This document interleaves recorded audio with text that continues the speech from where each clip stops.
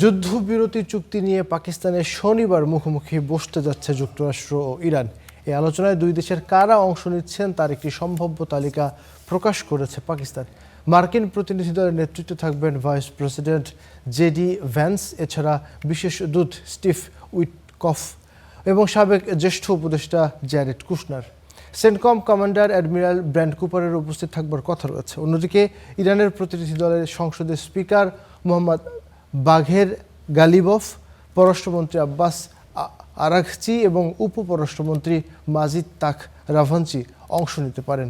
আয়োজক ও মধ্যস্থতাকারী হিসেবে পাকিস্তানের পক্ষ থেকে প্রধানমন্ত্রী মোহাম্মদ শাহবাজ শরীফ, সেনাপ্রধান সৈয়দ আসিফ মুনির, উপপ্রধানমন্ত্রী ও পররাষ্ট্রমন্ত্রী ইসহাক দার এবং জাতীয় নিরাপত্তা উপদেষ্টা লেফটেন্যান্ট জেনারেল আসিম মালিক এতে যুক্ত থাকবার কথা রয়েছে।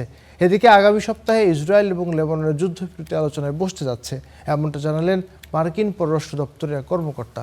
বৈঠকটি হবে ওয়াশিংটনে।